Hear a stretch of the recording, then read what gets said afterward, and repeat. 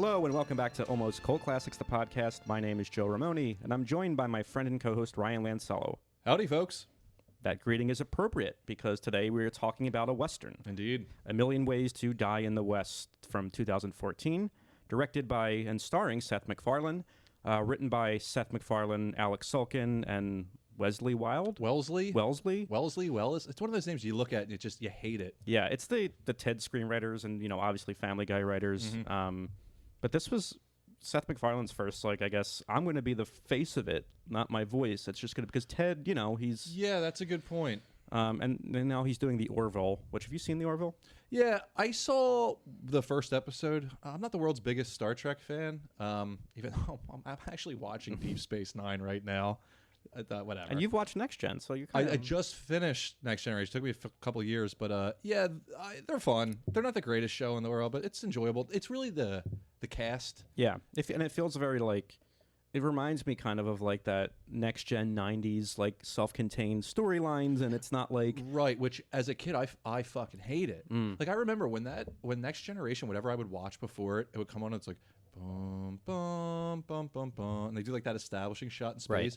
Right. I would race to turn the channel, dude. I couldn't get it off quick enough. It was so weird. I liked sci-fi as a kid. I don't know why, but yeah, what a digression there. Why did Orville? Yeah, I don't know. It was fine, I guess. Well, for those, obviously you and I grew up in the 90s and early 2000s where Family Guy was huge. I mean, it defined a generation sense of humor pretty much.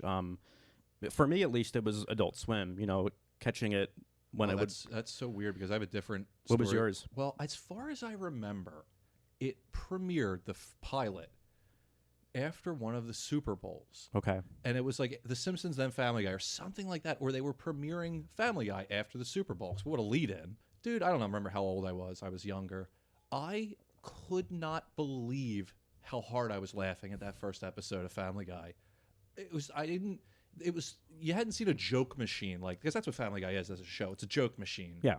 I was in tears watching that first episode. I was rolling on the floor. I was a kid. I could not control myself. I remember thought it was those so funny. Those early seasons with the real kind of sloppy, blocky animation. It wasn't super fine. It was that's where they had that joke where when they fall over. Yeah. They just go straight to the floor because you're cutting out how many frames of animation, and they used that till... Is the show still on, by the way? I think it is. MacFarlane left years ago as a writer. Yeah, I think he just shows up, does his voice, and but I mean, for a period of time, and it's weird to look at A Million Ways to Die in the West, which came out 2014, so many years after Family Guy became popular.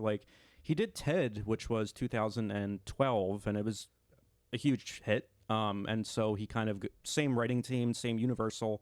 They kind of just gave him carte blanche and were like, "Here, make this Western." And It is Westerns are probably hard to do for comedies because the budget has to be so high. The costumes. The sets. The horses. I think they're in New Mexico for a lot of those. A horse is not cheap. Yeah. Yeah, I mean, and just the sets alone and everything. So I feel like it's always a gamble with comedy Westerns. And obviously we're going to talk a little bit about comedy Westerns on this episode. We're going to do a whole nother Sidetracks episode on comedy Westerns. But I think that... when you look at comedy Westerns, other than Blazing Saddles, is there really anything that does it that well? Modern-wise? No. I mean... as modern as, I'm looking at a list of some of the stuff I went through. I mean, 1994, you got Richard Donner's Maverick with Mad Mel. Yeah. It's phenomenal. I think that movie's... It's a good movie. It's just a fun movie. Because it also, it ties into the older TV series. It's a continuation, yet it's also a... Sure, but it's the character. I always like the con man, kind of the card sharp character. I'm always real into that. I like the Danny Glover cameo, that. It's excellent. And I feel what is it with... Comedies need cameos almost, don't they? Well, we're certainly going to get into that with this episode because... it made me think, I haven't watched a new comedy and... I don't want to say close to a decade, but it might be. I don't care. They're not funny. That Apatow style totally took over from this style, which I was getting... I'm not going to lie. I didn't like Ted. I was getting real tired of that style of comedy. I'm not a fan of stoner comedy, believe it or not. I just... It's one note. I love Up in Smoke. There's a couple You of. just saw that recently, didn't you? I did. I loved it with my man Stacy Keach. Stacy Keach. I love when he's like, I'm on the verge of a major pig out, and he's shoving the pizza in his mouth. It's really funny. Up in Smoke is good. Yeah. But I agree. I think Ted, and I haven't seen Ted 2. We were talking about watching it for this episode. I remember going to the theater to see it. I tried to watch it again and prep for this, and it's just, Mark Wahlberg's just really like. It's not the Mark Wahlberg I like. Yeah, and like there's just so much like Boston. It's like so Boston heavy enough where it's like, all right, like I get it. Yeah. There's some. I just read he's doing I think it's a prequel series on Ted, where it's about like when Mark's character is a kid. There's like all that stuff we never got to see. So there's going to be something happening that he's doing for Peacock or something. But yeah, there is a lot of really. I think most of the cameos in this movie work, and we'll get to them as we go through it. There's a couple where it's like, huh? What was that just happened? But to what you said about like a more modern Western comedy, is there anything you can think of? So my mind goes to, there's a couple that I'm like, all right, they failed miserably, which is Wild Wild West, which is one we've talked about doing on this show. Which we're going to. We're going to get back to it, so we're not going to talk about that too much. But I feel like every time there's been one of these big comedy westerns, they've flopped really hard. Wagons East in the 90s, John Candy's last movie, flopped pretty hard. It's almost like there's like a stigma around doing comedy westerns where it's hard to do. I mean, Back to the Future 3, it's not really a comedy, but it's like, that's taking a spin on the Western genre, like with modern references, that type of thing. But yeah, I don't really know that anyone that was doing it to the extent of this movie in 2014. I will say this. If you guys are familiar with Michael Jai White, who did Black Dynamite, probably the last comedy I can think of that I was knocked my socks off. So funny. He has a comedy western he's been working on for years called The Outlaw Johnny Black. It's like about a preacher that like... I think I showed you the trailer. You did, it yeah. looks Really hilarious. funny. I don't want to bug him. I have a feeling... I think from what I've heard, it's in post-production. He's like totally self-funding it, so who knows? I don't want to bother the guy, so I'm going to ask the listeners to bug him online and see if that movie's coming out. Because bug him for us. Damn, I want to see The Outlaw Johnny Black so bad. But that's like the most recent one I can think of. And that one's been in fucking development or maybe made for years at this point. Yeah, I mean the budget for this one is $40 million. It allegedly grosses 80, which I don't know how. When we factor in marketing and all that, I don't think it's not Ted money. I think Ted did. Oh, Ted did great. Yeah, so. No, this was not a hit. No, but it was your suggestion we do this, and do you remember necessarily why you wanted to get to it? Well, because, look, it's the stupid title of the show is Almost Cult Classics. And the idea was, kind of movies that you'd think might have that cult following, but for whatever reason they don't. And I looked at this one, and the fact that it wasn't a huge hit made me think, like, well, maybe something was missed. Because I think Seth MacFarlane is talented. I don't think he's not.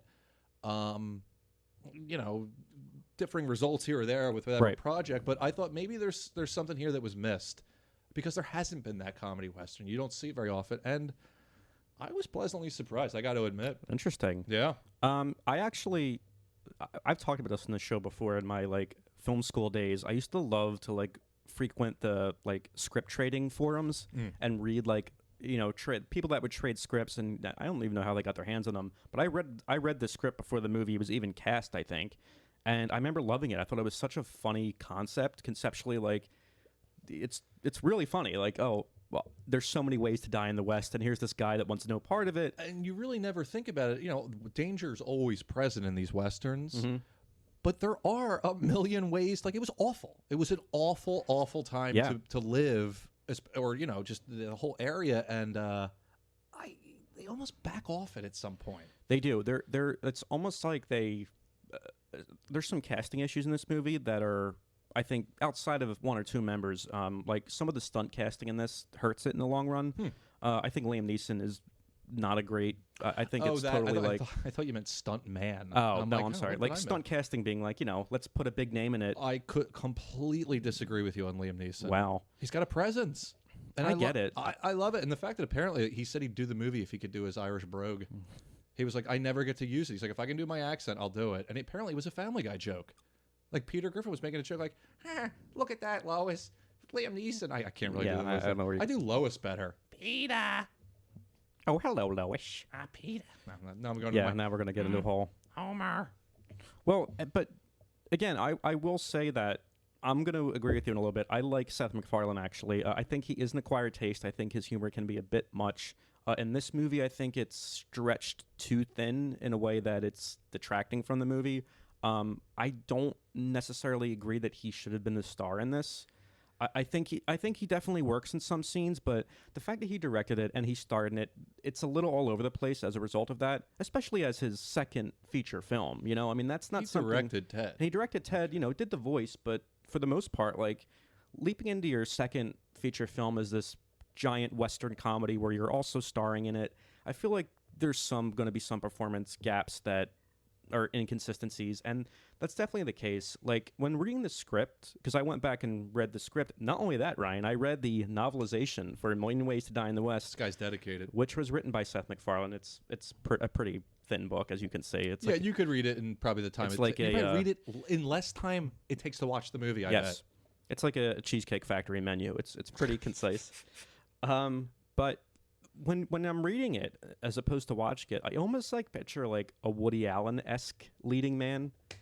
Dude, you nailed it. I was thinking, because I brought this up before, not to cut you off, but you hit on something I was thinking about, because I rewatched it again last night. I've bitched about this on the show before, about how it's hard for me to get on board with a kind of a nebbishy, especially in this kind of scenario. If I'm watching Crimes and Misdemeanors, I'm expecting, Woody, I'm nervous now, and I'm not quite sure. Like that. But when I don't want to watch a guy rise to the occasion a lot of times. I don't care. It's been done. And especially you have to sit there for 2 hours with a guy who's a little nervous, and it's a little taxing after a while. I'm like, I don't care, dude. You're a loser, and you're a whiner, and that said, he walked the line to me in this a little bit. It wasn't that annoying. Here's the thing about Seth MacFarlane too, is that he's almost too handsome for this type of role. Like, have you ever seen like 1999 Seth MacFarlane? He's like kind of chubby. He had glasses, receding hairline. It was graying, like, and then he became ultra rich and just had like work done and you know. But like, I don't want to look at Seth MacFarlane with like his 2015 like stylish douchebag hair. Like, if you're supposed to be this guy that's like nervous and like look a little bit less like he's an attractive guy. Like, he's got charisma and I don't know. I know what you're saying, and that's one problem. It's a weird criticism I have of this movie is that, and this is going to be most modern Westerns. Pick one. Like, I don't know, 3:10 to Yuma comes to mind, which is an alright film. A lot of times these movies look too polished. Yeah, I agree. Even with the dirt looks clean, if that makes sense. Yeah, this movie has some, it almost looks like, I don't want to say like soap opera, but like parts of it don't look good. It looks, some of the shots are too good. Yeah. Like, they're too clean. Whereas take for example, I talk about Deadwood all the time. Mm-hmm. The show, you're in Deadwood. You're in the muck. It's very, very good. Dead Man, that Jim Jarmusch film with John Depp. Watched. John Depp. Yeah. It's a really good movie. John Depp? Yeah, John Depp. I don't like that. I'm cringing a little bit. I'll get used to it. Don't do it again. But dude, that movie is dirty West. The West was never clean. And honestly, if you really want to see like a grungy, dirty, Dead Man's perfect for that, because it's shot in this crisp monochrome, black and white. Right. Really, really awesome. That's a big recommend for me. For that, really, if you want to see like a gritty Western. Especially like in context with this, like, everything should have been played straight that wasn't this character. Like, I want, like, if, yes, the West is terrible, like, make it look like that type of gritty spaghetti Western, like it's supposed to. The fact that it's like, it's got that flat comedy lighting for a lot of stuff.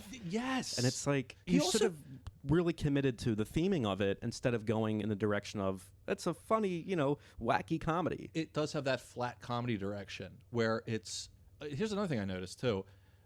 You initially think like, oh, that's a nice shot, but he does this one establishing shot where, like, say you start low on like a flower, and you come up over the flower, and then you can see the town or something. He does that like 10 times. Yeah, and it's like, yeah, it's a nice shot, but it's like, dude, you're not using the full breadth of Western visuals you have here. I can't imagine like having all of these toys to play with in terms of a Western and not just being inventive and taking advantage of it. Like, there's so many. Now, he is starring.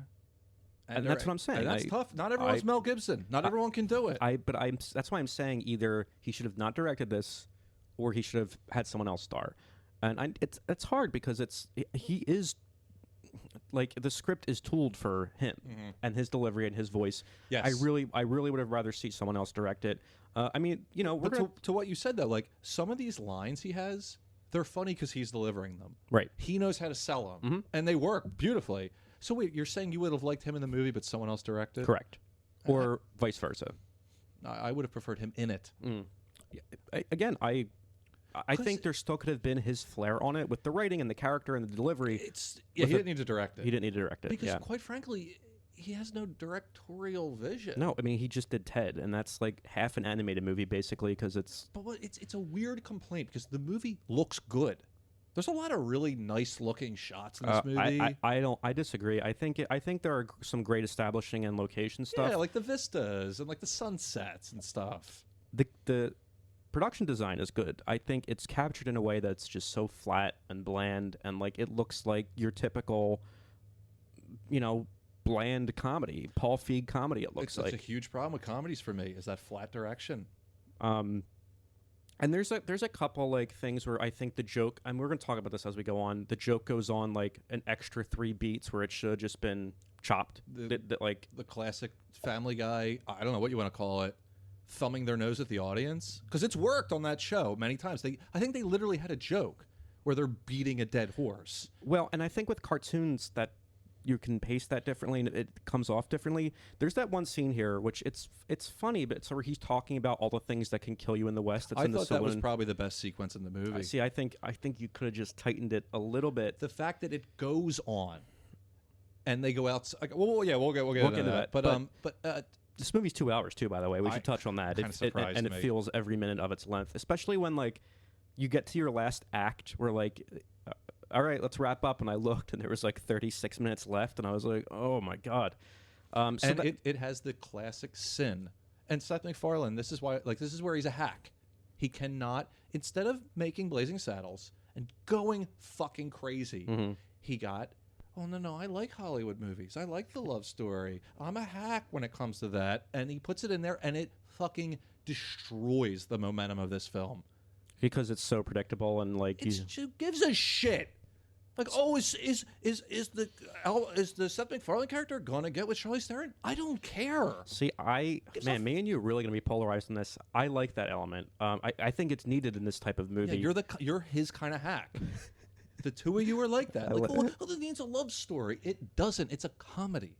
That being said, there are a lot of problems I do have with this movie, but I was actually like looking at it because the Blu-ray I have comes with a bunch of like deleted scenes, special features. I'm like, oh fuck, I want to recut it.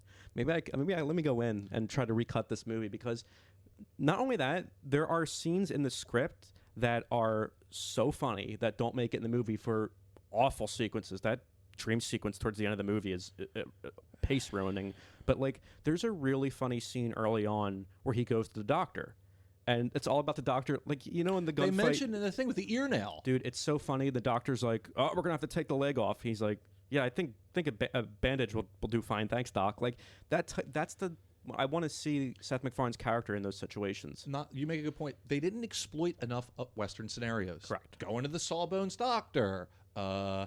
Anything. Because they had to jam so much other shit into this movie. What other shit?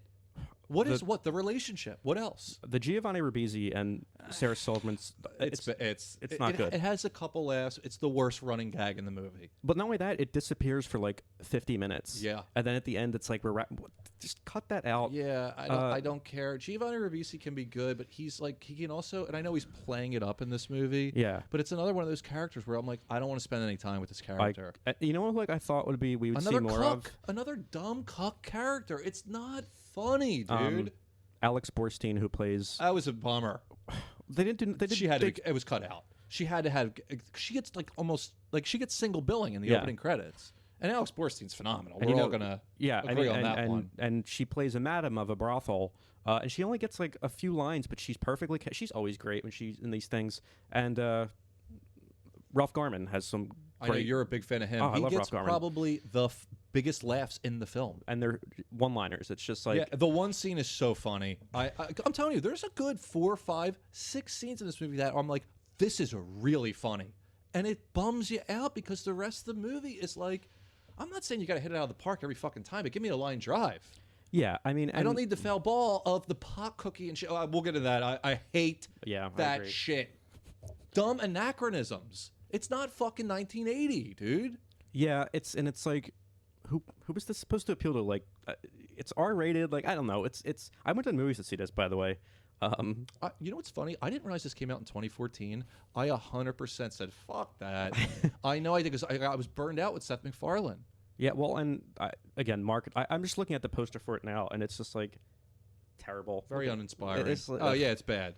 Why would you? It's just the three of them. Yeah, it's the three of them. Do you know what you could have done?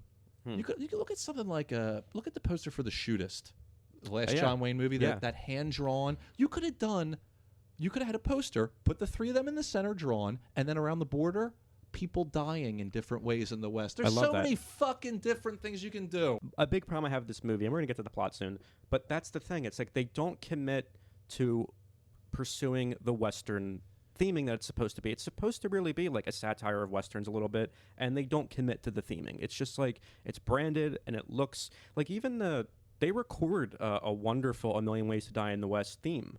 There's a vocal arrangement to it. Oh, really? And it's over the end credits. It's like, no, put that, and it's, it's got that classic, like, A Million Ways. Like, the movie should begin that way instead of just like, I don't know. There was a lot of missed opportunities here. Like, you brought up Ralph Garman. He's kind of like a part of the rabble, like the town rabble. Yeah. Where's the town? Yeah. All the townspeople every time they show up, I'm like, this is funny as shit. And they're gone. Yeah. And it's like one of the best parts of Deadwood. And a lot of these Westerns. I was going to say any Western is the townspeople and the characters. It's the community. That's the whole point. The stranger comes to this town, and then everyone. That's the fucking whole thing, because you're isolated. You get almost none of that here. Yeah. I don't even know what the town's called. Did it have a name? Old Stump. Oh, Old Stump. Because it has that shot in the beginning. The book, it's explained about the backstory of the town. I can't believe I'm going to be praising this fucking novelization, and the reason I'm saying this is because Seth MacFarlane wrote the novelization and the script, so you almost get the sense there's more of his vision maybe in it, because there are pieces in the book that should have been in the movie that are in the script that were probably cut for timing because of, well, again, we're going to get to it, but you watched 40 Westerns, right? And I watched a lot, yeah, because I realized, I'm like, well, if we're going to talk about Westerns, I kind of got to beef my knowledge up here, so there was a lot of ones I hadn't watched that I filled in. I want to give a shout out to one of our listeners, Samuel Mozinski, had a lot of good recommendations I hadn't seen, so I watched them. The Shootist was one of them. It's a Don Siegel film. It's John Wayne's last movie. I would recommend that if you're interested in John Wayne, because it's a fascinating performance. It's a pretty good movie, but it's a fascinating performance if you're into John Wayne whatsoever. I'm fascinated by him. I was thinking about this too, because I watched a couple different John Wayne. I know you watched. I don't really like his movies that much, but I'm fascinated by him. I watched The Searchers, which I have seen before. Searchers is good. Yeah, it's very good. I watched another one called The Cowboys, which is kind of like the Bad News Bears, where it's like he's taking all these young boys on like a cattle ride, and it just got me thinking too. And like I watched Katie Elder, which you watched, tons of Katie Elder, and like I didn't know going into it that he was recovering from like lung cancer and like a lung taken out apparently. But it was still, to me, like looking at him, like he really did, like, has anyone ever like dominated a genre like that before or since? Well, I won't say before or since, but he's totally singular. Like, it's the whole thing with Rio Bravo as a like an answer to High Noon. It's like High Noon's him and was it John? Who the fuck did Rio Bravo? I'm getting Howard Hawks. The two of them were like, why is this sheriff in High Noon running around with his head cut off like a chicken, trying to get help? Like, the sheriff would just do it. He is John Wayne. He's Westerns. You can take his name off whatever airport you want or whatever. He is not going away forever. He's forever. He did things like Green Berets and things that were not Westerns, but Hatari. You look at it and you're like, he had such a force in the genre that even like however many years since his last one, it's still hard to separate Western films from him.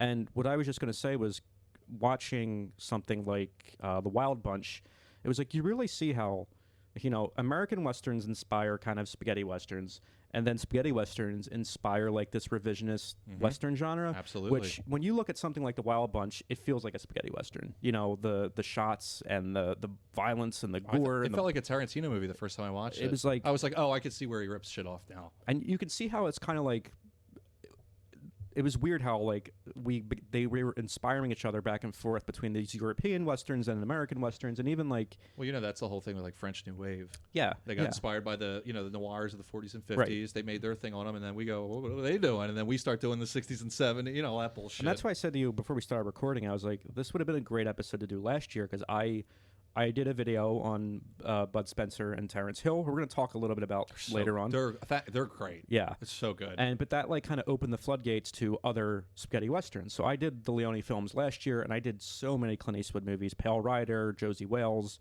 Let me ask you something, because this is always a tough one. He's made so many. Yeah, you named those two, and those two generally come up. Give me like your best one or two. Like, hey, if you haven't seen this Clint western.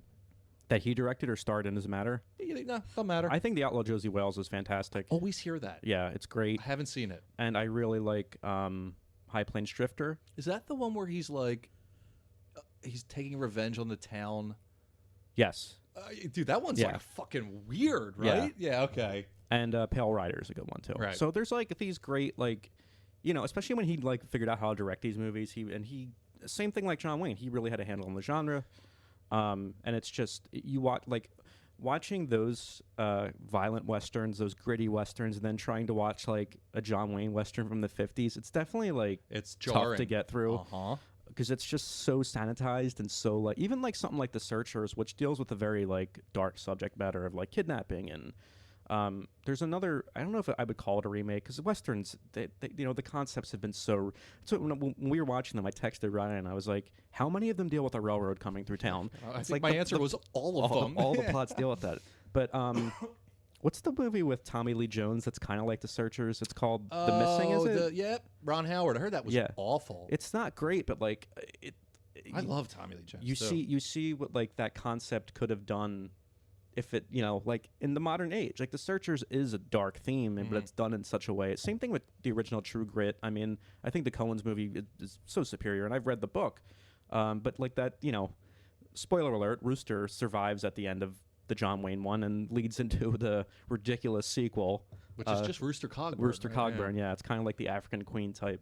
But so we've been doing Westerns so differently, and going into this there were two movies that I wanted you specifically to watch because they reminded me of what I think Seth MacFarlane was trying to do, and the first was The Kid Brother, which stars Harold Lloyd, which is a silent movie. Is that from 1927? Which I think when we were talking about this movie, the theme of a weak man in the West, the outsider that's unlike the other Western men. Guess what?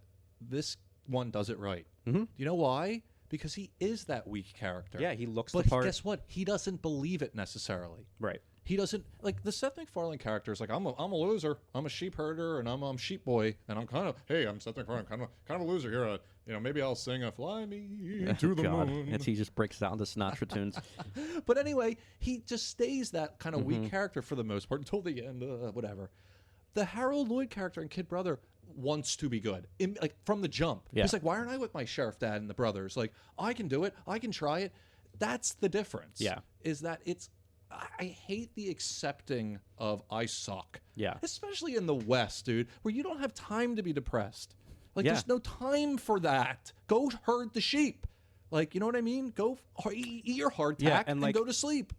I'm hearing what you're saying too, and as you say it out loud, like I'm starting to agree with you in the sense that maybe the Charlize Theron, romantic subplot was dumb. Like it kind of would have been better if there was like a gruff old gunslinger that might have like took pity on him or like. What an excellent idea! Yeah. You take that old dumb drunk Lee Marvin character, and have him like, oh fuck, I have a duel coming up. I need to get ready. Yeah. Well, he used to be a good gunfighter, but he's a total drunk mess now. Ugh. Yeah, there's definitely opportunities to have done that, and I have a bit of a theory. Seth MacFarlane was super overexposed at this point. I think he had already hosted the Oscars. I think so. Yeah. Ted, Family Guy. Which is he did the Charlie Sheen roast, which we'll get into that. The Patrice O'Neill jokes about Seth MacFarlane are perfect. But see, that to me is like when he really became like, shiny white teeth and he had the blazer with the chest peeking out. Here's the thing. Seth MacFarlane, I think, is a smart guy. And I think he realized they don't want to see me be like high stepper, like charismatic, confident guy. He's like, course not. I think I need to maybe take myself down a peg, which was the wrong choice. He should have, in my opinion. You look at a movie like Support Your Local Sheriff, James Garner, which I thought was hilarious. James Garner comes to town. It's a funny movie too, and he's very comical in the role. He's charismatic. He's confident. He never is afraid. Or Maverick, where he's like, this great card player who might be magic. Seth MacFarlane should have been that. He should have been a guy, like a confident guy, or like some kind of hustler. This weak sheep farm. I'm like, whatever, so dude. Here's a major difference that completely takes the tone of the script in the movie and sets them apart. Movie opens, Seth MacFarlane's character Albert is late for a gun duel, and he runs up the street. In the book and the script, the other guy's late, so automatically you have like this. He's there like, oh, sorry, your time's not good enough for the rest of us. We have things to do. Like he begins the script a little more confident in the sense that, hey, I'm here, I'm ready. Like we're like reversing that and like showing him he's weak and running. It's like I don't know. They really tonally shift, and to me it doesn't quite work. And I think it could have been better. It's like a guy that like.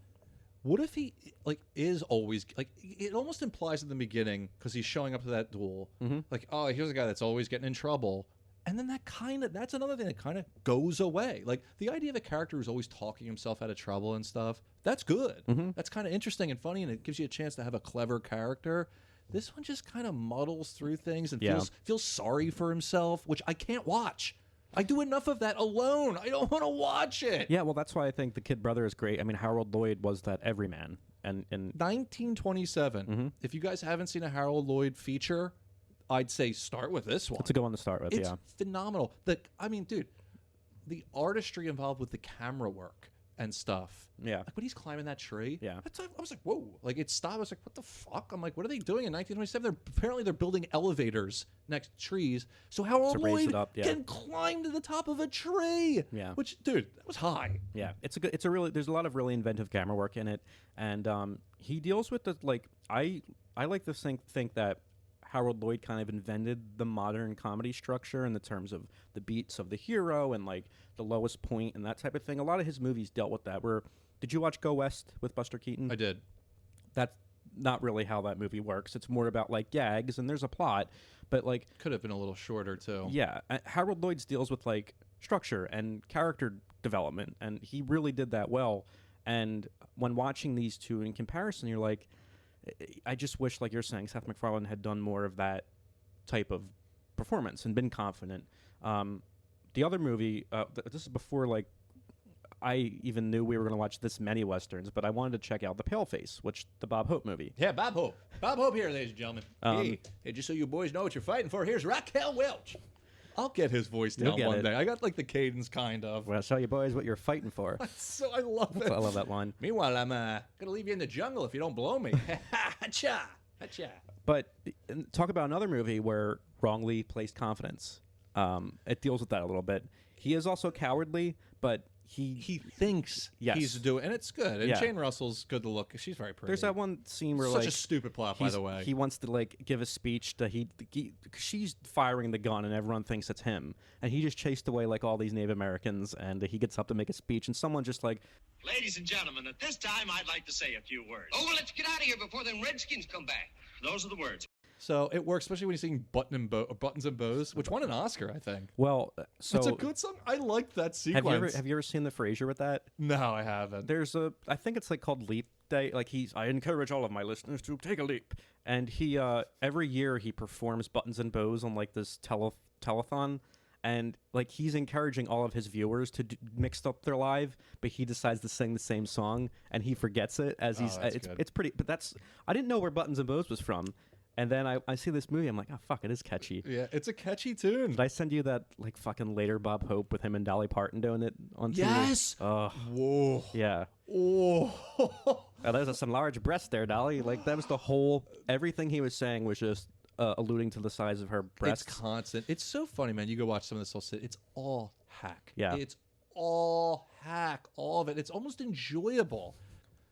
Yeah, so there's, like, again, comedy westerns are a weird thing to perfect, and there's definitely so many ways you can go with it. And obviously, Blazing Saddles really kind of sets the world on fire, leads to a lot of like 70s similar comedy westerns that just don't really amount to much. But in terms of this, you have this really, really great set design, and the movie begins, you have those great shots of, I think New Mexico they filmed in, but Monument Valley. It's Utah. But beautiful, yeah. It's amazing. That red desert. And we open on this scene where Albert is Seth MacFarlane's character, and his sheep, he's a sheep farmer. They have ruined some guy's fields. So here's your classic gun duel, but almost in like, this is who this character is. He's trying to talk his way out of it. He doesn't want to fight. He's like, look, I'm not an experienced gunfighter. You're going to win. How about I just pay you money or give you extra sheep? And so what we were saying, too, he's showing up. He's about to get killed, and he starts doing that shadow gag. Yeah. Where it's like, that was... that's that dumb confidence where it's like, I'm about to get shot, but let me pretend this guy's blowing me in the shadows here. Again, it didn't really work. It does not work. No, it does.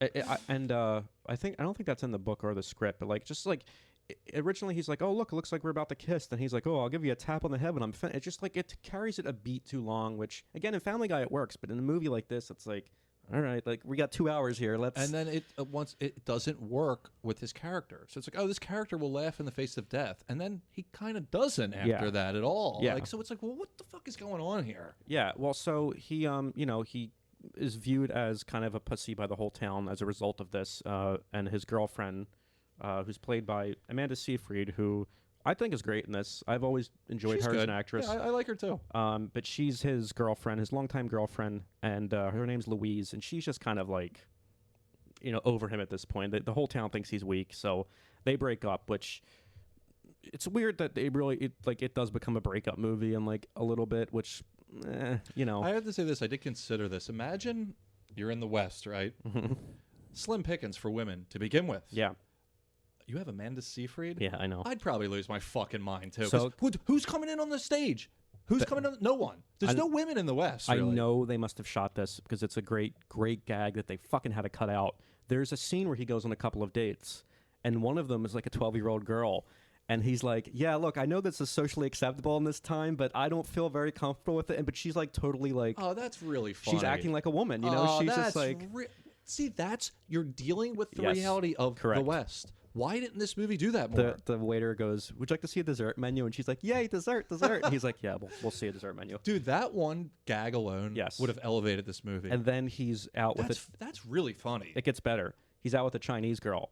And he goes, so, what do your folks do? And she's like, oh, well, my father, he's a blacksmith. And he's like, oh, really? And she's like, no, he works on the railroad. We all work on the railroad. And he's like, oh, yeah, I guess that's it. Just those little things like that. That's funny. That's that Blazing Saddles not give a fuck mentality that this movie needed. Mel Brooks had balls and vision to make Blazing Saddles. Just that famous story. He brings the script to John Wayne. It's like, I can't do it, but I'll be the first in line to say it. Yeah. And it's like, dude, you had the balls and vision to do it. No one exists today to do that. Whether they be in, the executive suite at fucking Warner's or wherever, the writers, no one has the balls or vision. Blazing Saddles, 100% could be made today. You could make it more ruthless, and it would be a bigger hit. People are dying for that shit, dude. Well, and again, here's another joke for me that really works is Ralph Garman's, unnamed townsperson. He's really mad that the gunfight's not going to happen. He's like, please, somebody shoot somebody.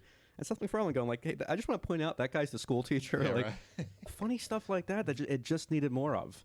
But yeah, so he bails out of this gunfight, and as a result, Louise breaks up with him.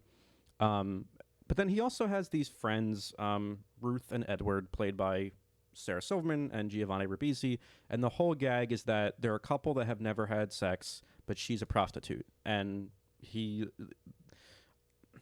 it is a funny gag. I just don't think it's like worth to be the subplot of this movie. No, it gets so old so quick. Like, it's funny when he's like, oh, how was your day, honey? She was like, it was kind of weird. Guy wanted me to ash a cigar in his balls while I jerked him off. Like, that's funny. Yeah, it does lead to a funny cameo. There's one scene too where it's just like they're having like a nice conversation. Some dirty cowboy comes in and he's like, "Let's fuck." Yeah. She's like, "Okay." Like it gets up. Like it's like whatever. She's got the jizz running down her cheek at one point. Yeah, I know. And not only that, it's like Sarah Silverman.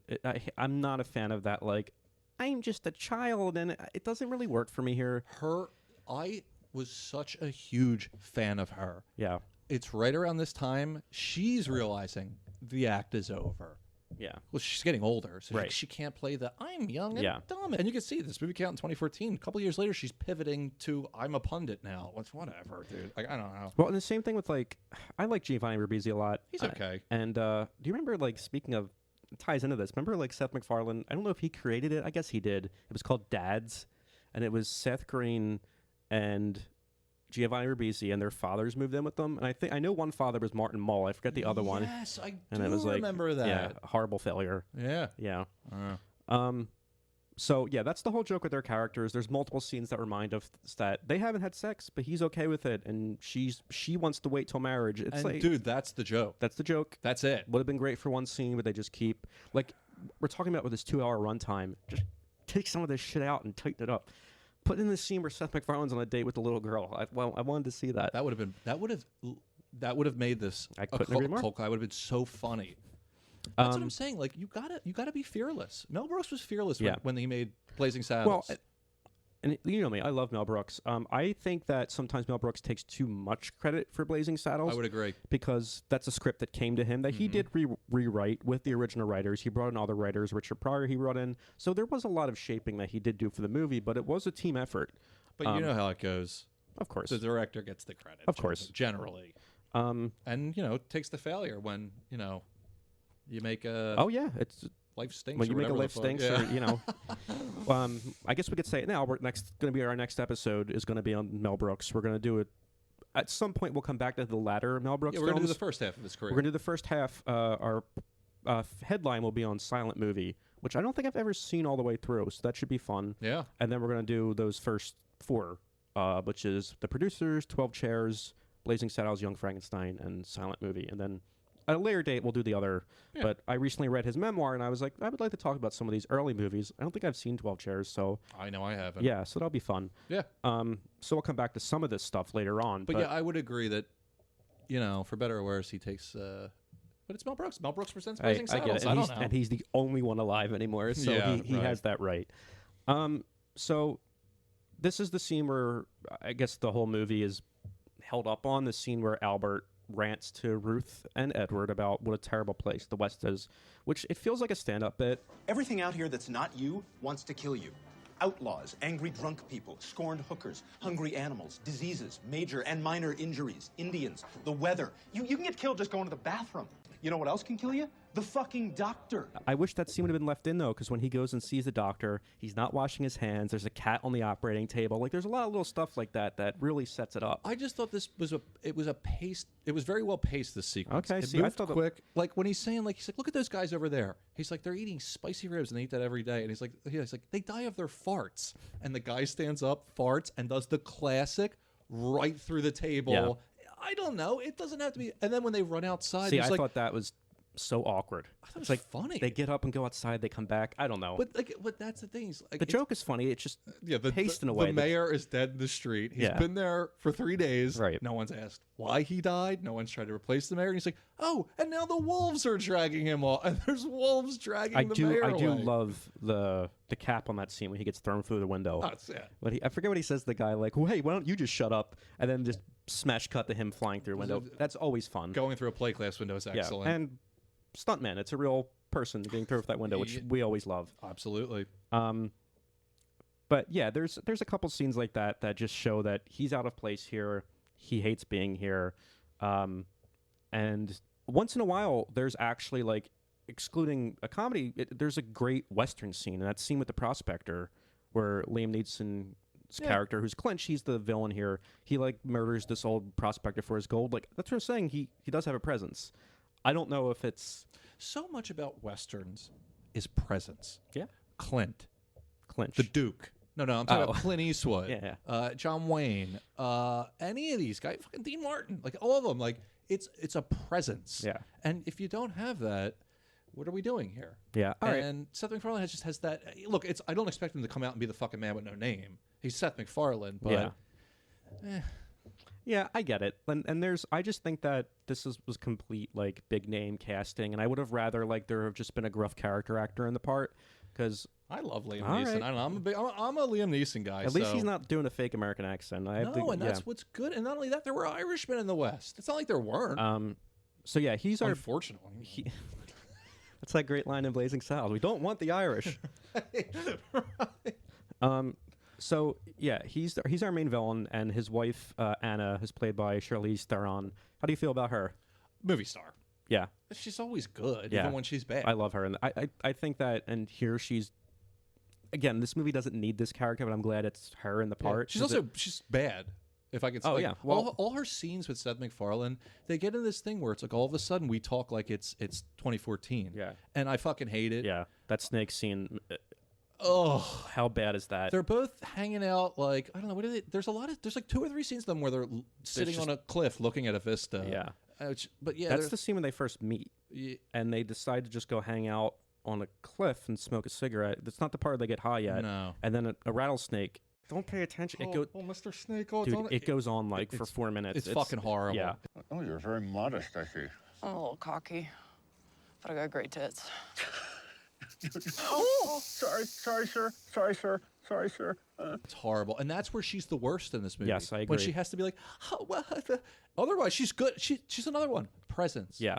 Well, there's another characters that don't get utilized enough, which are his parents, Albert's parents. The dad is so funny. And like we made very- some sweet cream and pig ass or something, whatever it is. And but it's like, just that great thing where I think it's initially, it's like right in the beginning of the movie, he comes home and the dad goes, "You're late," and he goes, "For what?"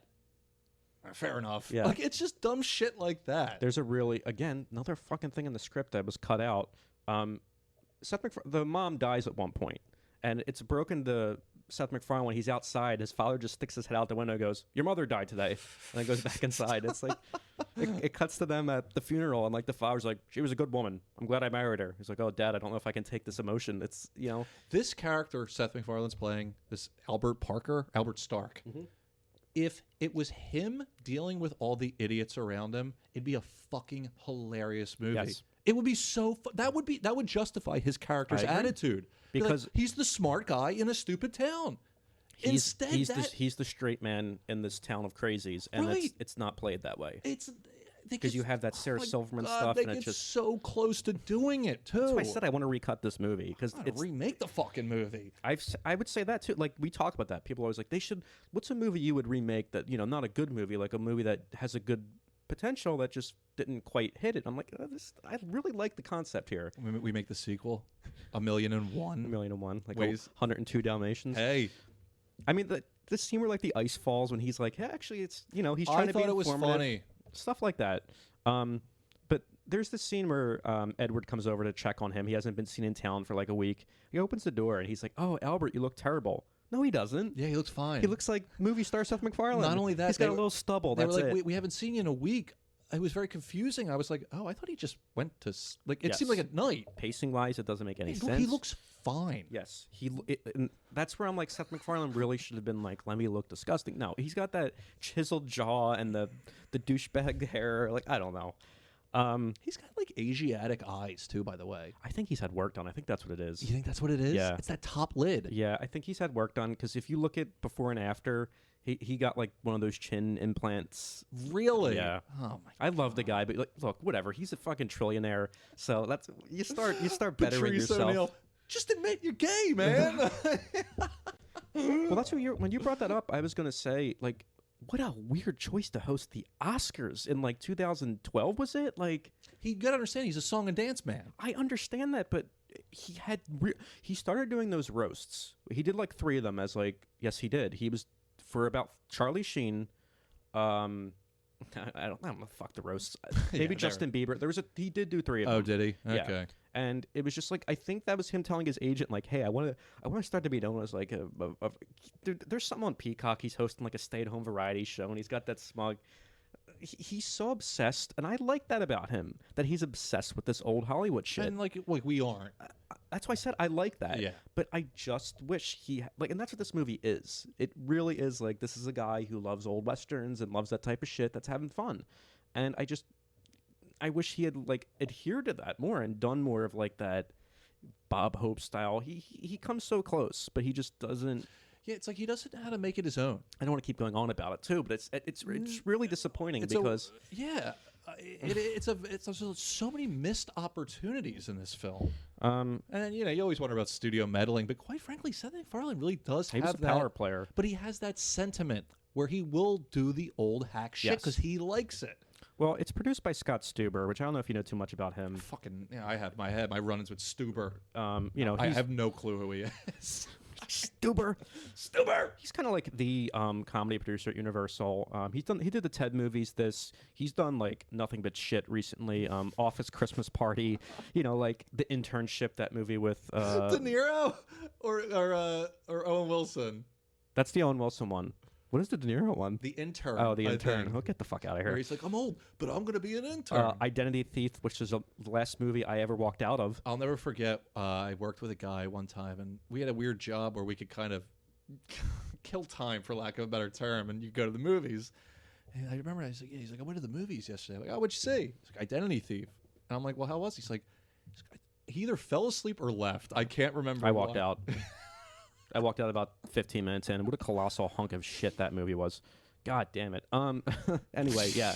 This movie, that's what I mean. It reeks of like terrible comedy producers behind the scenes that just don't know how to. Right. So his ex-girlfriend Louise starts dating Foy. What do you think of this character, played by Neil Patrick Harris? I got no real beef with Neil. I don't either. I don't know if he's entirely correct in this role. I like him. I don't know. He probably is like the foppish dandy. Yeah, a that's little true. bit, the mustache shit. That fucking song, by the way, which we'll get to, is way too goddamn. No, oh boy, we're gonna disagree. I'm not quite sure where we're going with that one. But let's leave that for the moment. But yeah, he's solid. Yeah. He understands comedy performance. He's willing to look like an asshole. But yeah, I think he works here. I think he's like a foppish kind of dandy with a really fancy mustache, and there's a mustachery in town, which is a funny concept. Sure. And it's like, to be wealthy and a man, you have a mustache. So they do have fun with that. And that's kind of true. In those days, it was expensive. You had to maintain it. Actually, it's still expensive, probably. Right. So that's funny. We do get some funny scenes with them, but he's just like your typical, the new guy who's dating your ex. Mm-hmm. Like, he's confident and rich and wealthy. And there's a great scene where I think even like it feels like improv-y, where Seth MacFarlane's like, I want to grow a mustache that goes down to my jawline and up to my hair and my sideburns. It goes on a little bit too much, but I love how Foy's like, oh, you mean a Mobius? Like, he knows the names of all them. It's just funny. So there's a scene where in the saloon where I said Ruth has jizz trickling down her cheek, and Edward wipes it off with his handkerchief, and then Albert announces he's leaving. So he gives him a parting gift that's his handkerchief, and it gets stuck to Seth MacFarlane's hand, and he's waving it up and down trying to get it off. We just got the John Michael Higgins at a table, who's also a dandy, but clearly gay, and goes, see, I told you our people were here. Well, hello to you too. Yeah, and waves it. It's a really quick, funny cameo. Funny too, because it redeems a joke that I'm like, ugh. Yeah, I know. Sticky jizz, ha ha. And it actually, that's how you do that kind of shit. Like sex humor, drug humor, and I guess gross out humor. It takes a little bit longer to get to the payoff, but I generally can't stand that shit. Even though, like, Joe will tell you, like, I'm extremely vulgar and dirty for the most part. But, like, I think it's hack in movies a lot of times. However, if you can tweak it a little like that, you put a great cap on that, and it makes it funny.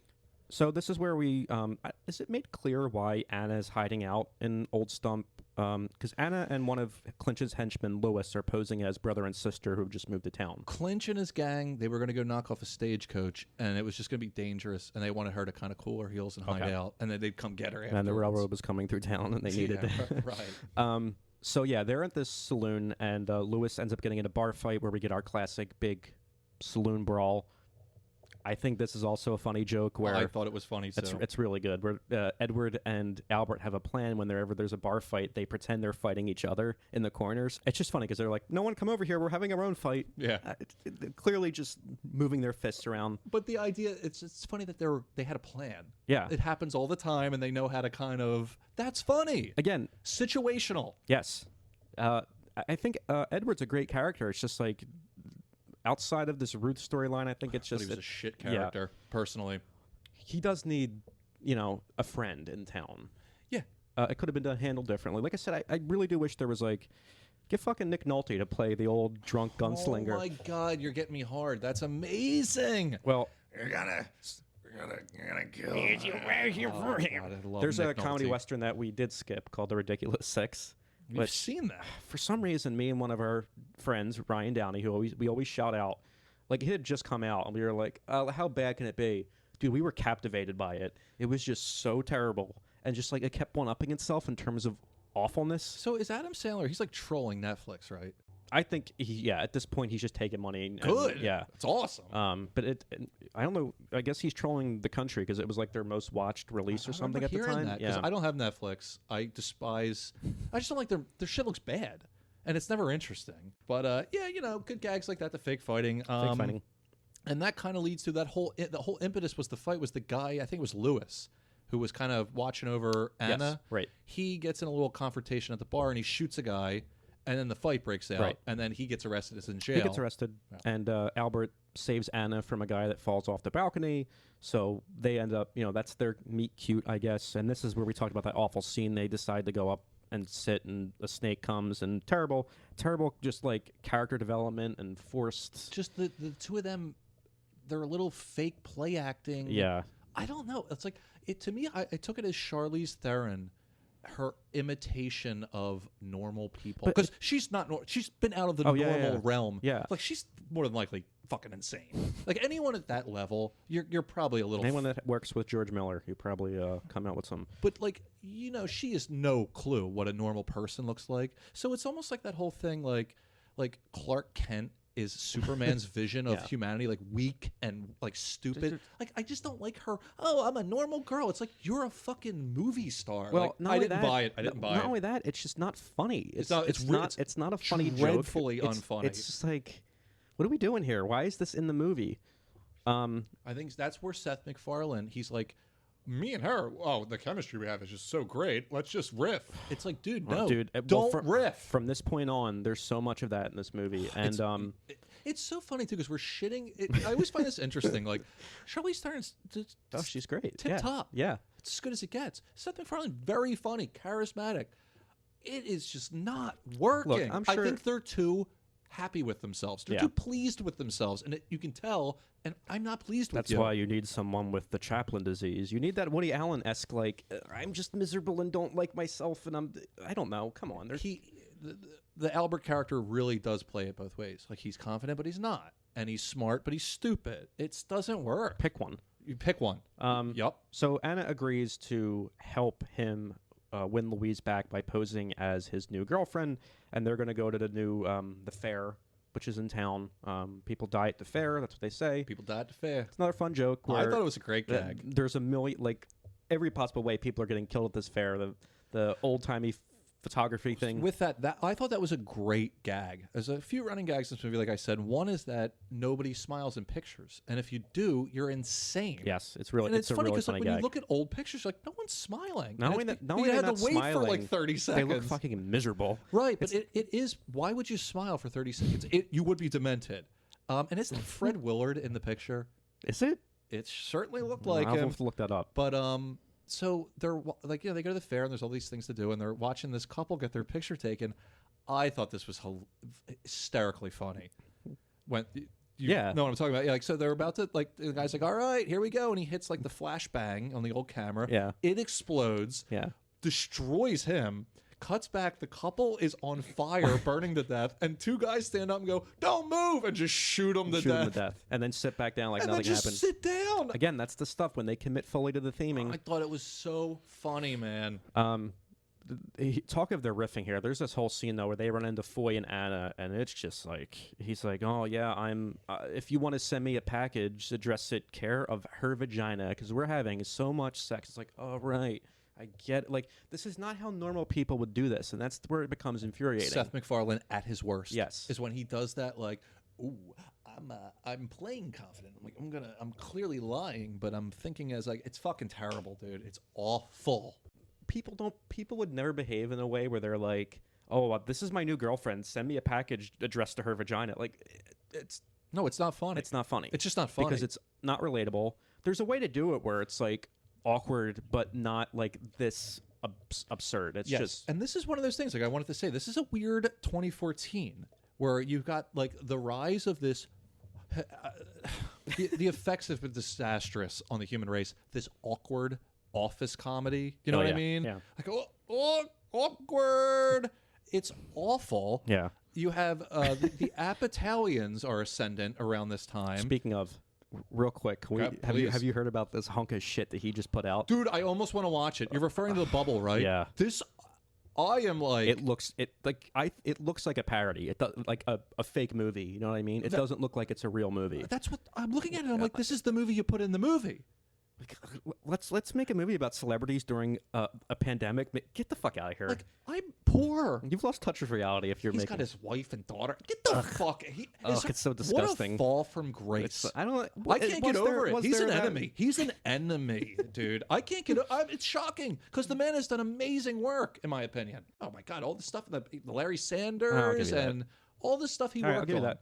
As a writer and producer, Freaks and Geeks was good. Undeclared Cable was Guy, good. Isn't he? I don't know, but we should get into We'll get the Cable Guy maybe. But yeah, no, it was just like it's almost like it relates to what we're talking about now, where it's like they lose touch with reality, and it's like you're not making real characters, you're not really making identifiable characters, you're just like taking the piss, and I don't understand or they're like weird sketches. Like I said, they don't know what is what anymore.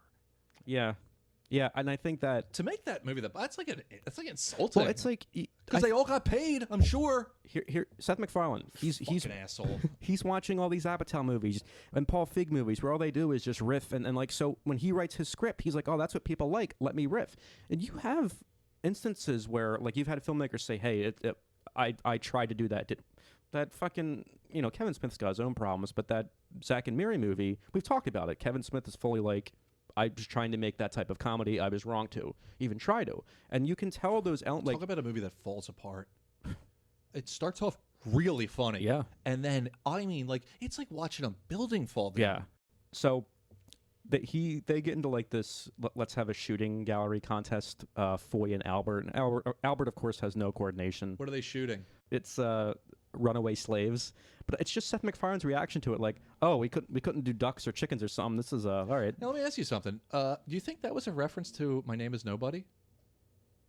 What happened? Refresh my memory. Wasn't there a scene where was it My Name Is Nobody where they're throwing pies? Oh, you're right. And then like I think Nobody kind of like fucks that whole thing up because it's totally fucked up. They got like black guys getting pied in the face, like it's like a fair thing. I think you're right. Yeah. And then I didn't watch My Name Is Nobody for this go around, but I think you're right. By the way, one of the I don't know if it's forgotten because Leone gets all the credit for the spaghetti westerns. Everyone forgets Corbucci and all the other ones. Two Sergios. But My Name Is Nobody is great. Yeah, it's really good. And you know what's funny? The scenes, at least one of them. We'll get into that with Leone episode on Patreon. Joe, what's that link? Patreon.com/almostcultclassics. Love to have you, folks. $5 a month, very cheap. Anyhow, I'm going to say this right now. This is a good pitch. To those of you that sign up for our Patreon after you hear this episode, sign up, $5 a month. Send us a message. You're going to get entered into a drawing to win a Blu-ray copy of My Name Is Nobody. Wow, what timing? So it is still sealed in its plastic wrap, and it's good. It's a great movie. It's a really good movie. So you'll get to see that. So when this goes out on our main feed, whether you heard it on YouTube or Spotify, make sure you sign up for our Patreon as soon as possible. Shoot us a message to let us know you came from this episode, and we'll enter your name to win that Blu-ray. So we're building a bit of a back library on. If you like the show, there's episodes you haven't heard. That's right. Some bonus stuff, bonus content, polls, all kinds of stuff we put out there. But we want to start doing these kind of when we really like a movie and we have access to a Blu-ray that we want, share the wealth and give you a chance to check this movie Why not? out. We always go on about physical media. I know. I'm happy to send some shit out. Absolutely. So, but I think that was I could be wrong. It was so 1-to-1 almost. I'm like, oh wow, that's kind of really. There much later in the movie there is a payoff. There's a comeuppance that happens. I kind of liked. I don't know. I'm a sap. Again, when we get to them, we're going to address all the cameos in this movie as we're starting to do. But some of them are complete fan service. But because I'm a fanboy, I like them. Yeah, they're actually they didn't overdo it with them. I thought in the sense that like they kept some of the cameos like 30 seconds. That's Dude, just like not even one line. Not Yeah. even that. One of them gets no line. Yeah. He just gets shot, which is very funny. But Well, Ewan McGregor's at the county fair scene. I didn't even notice. Yeah.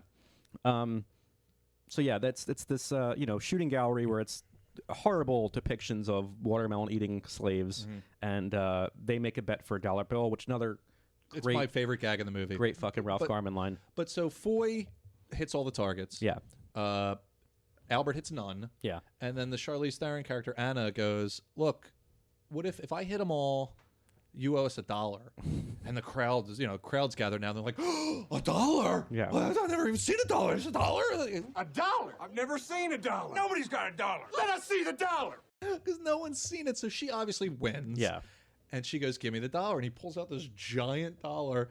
The crowd gasps in amazement. And Rolf Garman probably gets the funniest line is they all take their hats off in the crowd. And the kid's got one on. He's like, Take your hat off, boy. That's $1 bill. that's the best gag in the movie. Yeah, they in my opinion. all take their hats off The and like re- put it over their chest. The reverence they Yeah. have for this dollar. It's so funny, man. God, I missed that throughout the whole movie.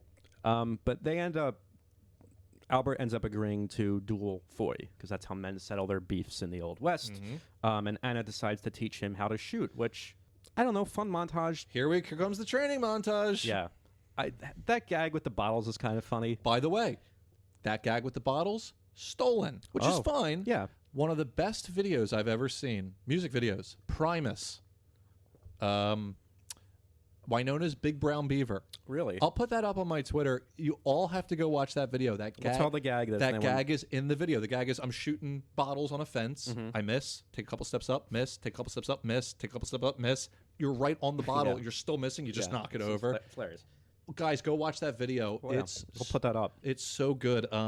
There's another really there's a couple like the doctor using a woodpecker to peck glass out of his face. That's a funny. And it was like you were saying. Yeah, that doctor could that have been Old a West stuff. great character, man. Well, and we didn't touch on it too much. The soundtrack is really good. It is like an old how do you fuck up a Western soundtrack? It's been done. Yeah, well, Wild West. But no, it's great. It's got that great orchestral, classic. I don't know. I like One it. thing you got to give Seth MacFarlane credit for, that's where Trey Parker gets a lot of credit too, is they know music. Yeah. They understand music. We can make fun of Seth MacFarlane. Well, you're saying they're showmen. They're very much about but they actually they understand music. Yeah. Like on a level of music theory almost. And Seth MacFarlane he's a good singer. He I mean, is. I am not a huge fan of that stuff. Can I tell you the thing I respect about Seth MacFarlane? And again, acquired taste. I get it. But the fact is, first of all, he did have a hand in a lot of shows that were impactful on me as a kid, like Johnny Bravo. Oh, yeah. And stuff like that. And then to do Family Guy is this, again, you go look at pictures of Seth MacFarlane in 1999. Pudgy, graying hair, receding hairline, glasses, chest hair coming out. He really did change his look. But the fact that he's used what he did on Family Guy, and he's done good. I've seen him contribute to Reading Rainbow and things like that. He's really big into science, education, cosmos, all that bullshit. But he literally does whatever the fuck he wants. It's I want to play Star Trek. I'm going to play Star Trek. I want to have a big band and sing Sinatra tunes. I'm going to do it. I want to star in a Western. I'm going to do it. I'm telling you, man. You could drop a couple things in here. I told you that earlier, but that Patrice had him pegged. He's like, you're jealous of yourself. It's almost like he's jealous of his own creation. Where he wants to prove I'm better than the cartoons. But he's not better than the cartoons. Is the Orville still going? Yeah. I hope it is. I hope people like that show. It moved to Hulu. It's no longer on network television, which is good for it. But can I say what I've heard about it? It does kind of what this movie does. What do you mean? It don't go all the way. Oh. It wants both. It wants to be a very affectionate Star Trek thing, and it wants to be like a dirty comedy sometimes. It does want to be. That's the misconception with it. And they marketed it as it's Seth MacFarlane doing the space comedy. It's not. It really is like that. No, I've heard episodes are like a Next Generation episode. Yeah, some episodes exactly. are straight, which is cool. I like that. I agree. I don't know if I'd like the show that much. The first episode was fine, and then of course he has to. His first officer is his ex. Right. Yeah, I know. That whatever, hokey dude. Seth MacFarlane. I It's get a it. bit we gotta kind of get rid of some of these tropes. Can I tell you a gag that's in one of these the Pale Face I really liked? Please. I love the I'm gonna get the horses and say yeah, and the horses pull you off the stagecoach. Oh man, that's a funny that's gag. used so much. I love that gag. Yeah, it's a good gag. So yeah, she trains him to be a better shot, even though he's not really grasping it too well. He's somewhat better, but there's this big town dance happening in town. It's kind of like he thinks it's going to be his last night alive. And I remember she says that. Charlize Theron's character says, something about like you got the gunfight tomorrow, and I hit pause. 56 minutes left. And I was like, holy shit. You never want to be counting. Oh my god. Not only that, because I was just like, this feels like your last act, and like fucking hour left. It's halfway through the movie. But as you were saying, this is a cameo that I do like. The MC of this, a guy probably neither of us really care for. No, not at all. No, I think he's another one that thinks he's something he's not. I'm real smug, everyone, and that's because I'm Bill Maher. Yeah, I read the post. Okay. However, him as the MC in this is very funny. Because there's big wooden cue cards they're holding up. And they're clanking to the floor. And he's doing like that real hack Western jokes. He's like, and if you know anything about comedy, one of the ways comics know it's time to go is they get a light. There's a light in the back of the room. When that light goes on, it's like, hey, you're done. Like, wrap it up. Yeah. They say, they're giving me the light. He goes, they're giving me the lantern. Yeah. Like, dumb shit like that. And then when the guy comes out to sing this awful mustache song, he leans in and goes, shit crowd. Yeah. Fuck, dude, I was crying at that. It was so funny. It almost felt like an offhand. ADR line or something. It was like really out of like nowhere. He leans in and goes, shit crowd. So funny. And it's not. It's just classic. If you know anything about like dumb comedy shows, like you lean in, you're like, fuck, good luck. Like, no, it's one of the, again, it's a cameo that works because it takes in who the person is in how we all know them and kind of puts them into this world and makes fun of them. Bill Maher is some hacky MC in the West. That's a brilliant idea. So you did not care for the mustache song. I fucking hated it, all dude. Right. You liked it. I think it's catchy. I think it has no place in this movie. It's 100% catchy. It's designed to be an earworm. Yeah, it has zero place in this movie. Apparently, too, there was a song called "If You've Only." There is a song, yeah. And they reworked the lyrics. They I reworked think. it. Yeah, awful. I hated the dancing. The dance number sucks. The only thing I think I don't like when the guys are dancing with him. When the girls are doing it, fine, but like the guys, they're all coming at him. And where's everyone else in this? It just doesn't make any sense. What is this? And hated it, dude. The whole. I'd like the joke where Anna comes in and she's got the, what would you call that dress? I don't know, the with the fake ass and the big cage. He says it at one point what the back is. It's like a boof or something. The cage, fuck, I do know what that's called, but it's when you ever see those old things where the skirts look really huge, they are wearing an iron cage underneath it. But it's kind of funny when he's like, if I was a black guy, this is the meanest trick you could play on me. Right. Again, when he goes that little extra step, dude. Look, here's another thing too, man. I think this is a weird thing that people forget. Like right up until 2014, probably later, like racial humor is funny. Yeah, well, and we making fun of each other is how you get closer to each other. Like, I don't know. Like, and again, we were just talking about the runaway slave gag, and it's of course it's offensive, but it works because one, his character acknowledges that it's terrible and saying, can it be rabbits or ducks or something? And then there's a payoff later where the guy gets his comeuppance. Yeah, but I'm saying it pays off. It's not just like here's an outlandish joke to be outlandish. It's like, no, these things actually existed. This was how people behaved in that day. However, though, it is funny because black guys like big butts. Yeah. And it would be a terrible trick to play on them. So whatever, when man. Is Django Unchained 2012? Dude, I guess we'll just he pops up like at the very end, right before the end credits, and I kind of forgot when that came out, and like I don't know, I guess Tarantino didn't give a shit because it's kind of his character. Like, I don't want to get too into it, but like, he's not. I don't think he doesn't say I'm Django. He doesn't say anything like that. Doesn't. You're right. Jamie Foxx pops up at the end as Django. But I think Django had come up before this, I believe. Yes, it had to have. But did you catch the after credits scene? He does the Blazing Saddles thing. He does the Where the White Women At.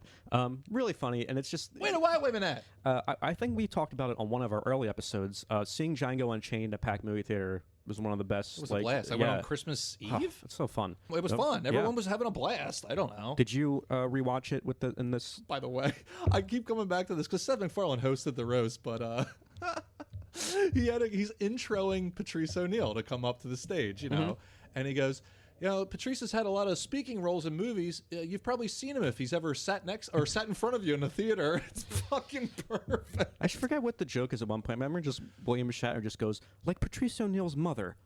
And they just cut to him, and he's like, I can't remember. But it was so like he was like, this fucking racist old man. Captain Kirk was an asshole racist. Really funny. Yeah, you were asking me something.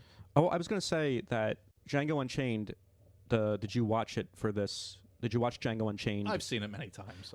I completely forgot that the Trinity theme song closes out the movie, and he's the best. He's the round. It everyone fits so laughed. well. Everyone laughed when that came on. Really? Because it's a funny song. It's so goofy. It's so fitting though, of just like the way he leaves the movie, like he's the man. That's on. Dude, I'm watching Trinity, and I'm like, wait a second. I'm like, this is from Django. Well, we're gonna talk a little bit about this in our separate on westerns, but spaghetti westerns seem to be obsessed with names. I said this to you, like there's like names were such a big part of the title. My name is the man whose name is this. This is Django this, and my name is nobody. I don't know if you chalk this up to, I won't even say Europeans, I'll say Italians, and just the way kind of the business of cinema went. It was all knockoffs. Yeah, so it was right. generally just like you'd get like, you know, Ringo and Django and Trinity is my name, and then all of a sudden all these movies have Trinity in the title, which have nothing to do. So I think that's where what you're asking me comes from. I think so. Yeah, it's just they were just knocking each other off. Just imitation. Yeah. The Italians were knocking things off, cheap knockoffs. No, there's like 5 different Djangos. Yeah, there's a ton, and like there was just a nothing name. to do with Ringo Django. yeah. And if anything, I think that's why where Tarantino actually had a little bit of using that is that it's a tradition of just stealing. It's funny. There was worked for him. There was someone on Patreon that was like, I would suggest watching, and it was a Western I watched for this for the first time, Rango. I loved it. I sent something to you. Gore Verbinski is, I don't want to say he's underrated as a director. I think he's a bit underappreciated. Well, Mouse Hunt. I was going to say, you look at something like Mouse Hunt, it's like, what an inventive and director. The early Pirates movies, I mean, they're still pretty. I mean, I know they get a bad rap. You know, we just brought him up. Tarantino. Not John Depp. I thought you were going to. No, I am. Yeah, I know. Huge flop was John Depp's Lone Ranger. I like the movie. Dude, Tarantino Have you ever seen it? Loved it. Yeah. The parts I've seen, I'm like, why was this a flop? Like, I know why it's a flop. But why didn't it was like savaged by critic? I'm like, this is like cool. Like, I remember the train sequence was really, what the? Like, they throw in that William Tell overture and like hype it up, and it's like, but Verbinski's such an odd. Yeah, he reminds me like of Verhoeven because Verbinski's. He's not American as far as I know, but like, I don't know. Verbinski's Man, that movie was great though. Which one? Rango. Oh, Rango, yeah, the character design and the voice work. I heard a lot of it because you got John Depp, and he's got the whole Hunter Thompson connection with Ralph Steadman, right? And I heard a lot of it was influenced by Ralph Steadman artwork, which is that's amazing. That's amazing. Yeah, there's a little cameo in there, like character type. There's a Hunter S. Thompson, an allusion to him. So Rango's good. Yeah, I loved it. You kind of forgot you were watching an animated movie. It was just that good. So yeah, I would check that out. That's but that also takes into the parodying of the names, like it's Rango, and there's a lot of songs in it that kind of deal with that. But anyway, yeah, the mustache song, which it gets its own little music number, and it is again one of these things where it's like it's fine, but it takes up like way too much time. The first time I watched the movie about a month ago, I was like, this song needs to fucking end. And I watched it again last night, and I actually was surprised. I was like, okay, it doesn't go on that long, but it's an annoying song. Mustache, mustache, mustache. Like they're just kind of repeat. How to mustache, a mustache. Say mustache, the word mustache. It just goes on. I hate on that. Again, Say the word. The word. We have both said mustache. Yeah, I fucking hate that shit, dude. That's like to me. That's like it's like improv, but it's in music, so it's even worse. Oh boy. It's like whose lines anyway type of. So of course we have our moment where Annie and Albert kiss. They have fallen in love at this point. It's no longer pretend, even though she's married to a villain of the West. Which is a funny gag later. She get married to him when she was 9. Yeah. Again, you have those moments where it's God damn. But she ends up drugging Foy, knowing the next day is their big gunfight, and Albert takes her home, and we have another cameo here. You had to have liked this. I did love it. You're such a fucking fanboy. fanboy. They ruined this in the one of the teasers or TV spots they put it in there. That doesn't surprise fuck me. Universal. Why would they ever try to keep something from an audience? But imagine if like that hadn't been advertised. It would have been like so cool to see, like, you know, because there's continuity wise, it makes no sense why Doc Brown is in this Western world, you know. And well, you had to imagine he was for those of you who haven't seen the movie, Doc Brown from Back to the Future, like Seth MacFarlane's walking home. Yeah. And he sees like some like a barn. And barn. There's like lights like flashing in there. He goes, "What the hell is this?" And he pops in, and Doc Brown, Christopher Lloyd, is fucking around with the DeLorean from Back to the Future, and he just like real quick like throws a tarp over it, like, "Oh, it's a weather experiment." Yeah. Apparently, from Seth MacFarlane's private collection, he had a DeLorean made into. So again, I've seen a DeLorean really like years ago. There was one. I remember that you wouldn't know, but the apartment I had.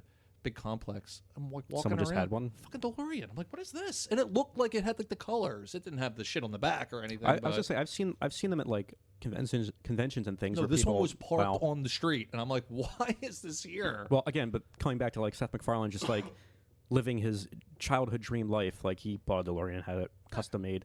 But you know what? Like watching this, I was like, Christ, man, Christopher Lloyd looked old in 1989. Like, yeah, he's one of them. And he looks, you know, now obviously he looks a lot older. He's in his late 80s, like I think at this point, or mid 80s. But it's still amazing to see how he could play this character that much. You know, and it works because Doc Brown's an old man, and now he's actually old.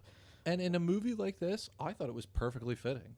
Like it didn't bother me. I was just like, ugh. It doesn't overstay its welcome. No, but I was like, oh, cool, yeah, cool. Like, yeah, throw more shit like and this. And then we in get the movie. that the Back to the Future musical sting as it dissolves. Yeah. That's kind of cool. Yeah. So after this Doc Brown scene, we see Lewis escape jail by just kind of pretending to be asleep and kicking the sheriff in the face or whatever. Kills the sheriff, yeah. And then Clint shows up in town, and he's demanding that the man who kissed his wife to show them. And this is before they know that Anna's his wife. So Albert and Albert are like, "Oh, someone's gonna get fucked up." Yeah. And then he brings in Anna, and he's like, "Oh, like he realizes he's in deep shit." And this is where you're saying. All of a sudden, it's like he's like, "I'm going to kill someone," unless you tell me who the man and no is. one's saying anything. So he just points his gun. Ryan Reynolds is there. He's just like, and then he just shot dead. Which it's always funny when Ryan Reynolds doesn't get to talk. Please, it's great. Just the appropriate amount of Ryan Reynolds screen time. Not a fan. It's just not, like I think he's oversaturated. I think he's just that smug. Like I don't mind him. Look, he seems like a good guy. He's a Ryan. Where we all you stick together. Well, I don't want to. I can't say too much on the public, but we talk. We all talk. But yeah, we've talked about this many times in the podcast. My least favorite movie trope is the liar revealed. I hate it. I think it's forced. I think it's been done to death. The liar revealed, it's just, you know it's coming because Anna's actually married. She's falling in love with Albert, even though she doesn't love Clint. She doesn't know that she's actually the wife of this notorious outlaw. So you see where it's going. You see what's coming. Like, and then we're still like, well, oh, fuck. Well, now he still has to have the gunfight. Like, and now it's annoying because now you know where the movie's going. Right. Like 100%. They're going to find a way to be together. It's like, oh, God damn it. You're like, well, then what do I have to watch the movie for? A couple jokes? He does, have to do his gunfight with Foy, who shows up because Anna had slipped him something, so he's shitting his brains out, and this is another fucking... Dude, how bad is this? I hate when it's... I'll give them credit for one thing. So he's pooping in hats, right? Yeah. And it's obvious he's not actually pooping. Mm-hmm. At the very least, he's like putting the hats down on the ground, and you can almost tell there's like nothing in the hats. He knocks one over, and like a lot of gross shit comes out. They have to do that close-up shot of like... At least they did that in the sense that like I'm like, and it was because you could tell he's not doing anything. Yeah, I know. It's I hate that shit, man. They could have done it better. It's just so unfunny. It goes on way too long. It's like quiet. It's like strangely quiet. When the guy's hitting his hand away, it's kind of funny, but as this scene's happening, I hit pause. 40 minutes left. Oh. Just to show you the pacing wise in this movie. I have written down here that there's a hairy pussy joke because then he starts to like talk about and Ralph Garman saves it. He's doing that awful stupid pussy joke, and then he has to come back and be like, "No, I said it weird. I explained it this way, blah blah blah." Yeah, I think he says. And then Ralph Garman goes, "I got it." Yeah, he's like, "I got the joke." Like that's just like, I got it. Yeah. Once again, a terrible bit saved by Mr. Garman.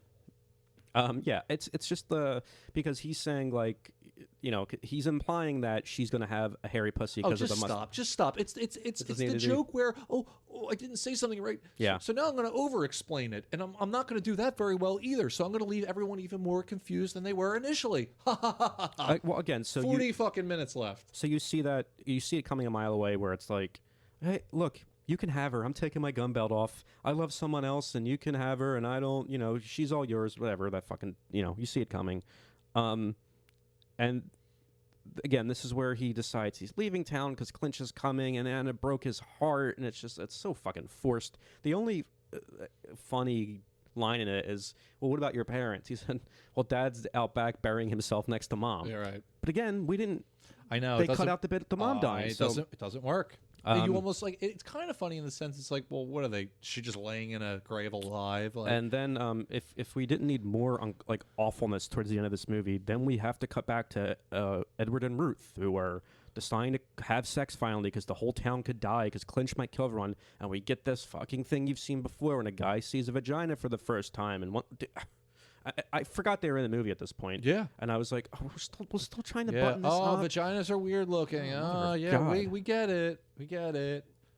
I think we mixed up the order, too. All this stuff happens before Albert finds out that Anna is Clinch's. It might, but that's the problem. Who gives a fuck at this It's so muddled at this point. So Albert is planning to leave, but Clinch has found out who he is and is coming to the ranch. And he goes, and this is another thing where it's like, is this, like, who thought this was funny? Where a sheep pisses in his face. It's that gross out humor, dude. The sheep has like a kind of a humanish cock. I don't know. Look, the thing is, it comes into where it's like, if you're doing a comedy, I think a lot of times these guys, they're working plot, and then they go, oh, fuck, we need to stick a joke in here. And it's very easy. Penises are funny. Piss is funny. Whatever. Like, but yeah, Albert like ends up hiding out with the sheep, and he uses them to escape. And 26 minutes left at this point. I did check. And it's like, it's almost like, oh, it's a Western. Of course we need Native Americans. We haven't done that yet. Let's. They took way too long to get to that, too, by the way. And again, because it's not like your typical. It's kind of a funny joke where like they're kind of like he speaks their language because no one else in the town takes him seriously, and he has time on his hands. He said, what did he say? He's like, I'm a nerd. He's like, I'm a nerd, and none of the other men in my town. I'm like smart, so I have no friends. Should have been the movie. Smartest man in a stupid town. Yeah. Why wow, that you had to go this rote story that's been done to death. Did you happen to catch? He says Mila Kunis. Yeah, kind of funny. I hate that shit. Fucking, I remember. I didn't see it, but we should probably do it on the show. That stupid Love Guru movie with apparently, because he's I think it's Mariska Hargitay. It's Mariska Hargitay. Yeah. But you get Wes Studi here. I always like Wes Studi. Yeah, a great character actor. And as stupid as this vision is, his little vision quest. So we have to talk about they pass him a bowl of something to drink from, and yeah, and it's like probably some kind of hallucinogen, whatever. I have to jump back because at some point they have another Charlize Theron and Seth MacFarlane have another stupid. We're gonna sit on the cliff and talk, and she gives him a pot cookie. Oh yeah, we forgot about that. A pot cookie in the Old West. In the Old West, one of Anna's famous cookies, and it's like, dude, was there even seriously? Look at me. Was there marijuana? That marijuana is Mexico. Like marijuana is a Mexican term. It's a slang term for weed or whatever you want to call it, or cannabis. Were they fucking like a pot cookie? Why are you of all the things in this movie to draw a line at? It's so stupid in the sense one of like, that's really dumb. If they're smoking weed, I can maybe a pot It's just so you cookie. can get your stupid thing about I've taken too much and but again, well, whatever. It's the fact that he wants to nibble it. He doesn't want to take too much because he'll freak out. It almost pays off for here because he does it again. Like, oh, it's too much. I'm going to freak out. And I think we only needed it once though.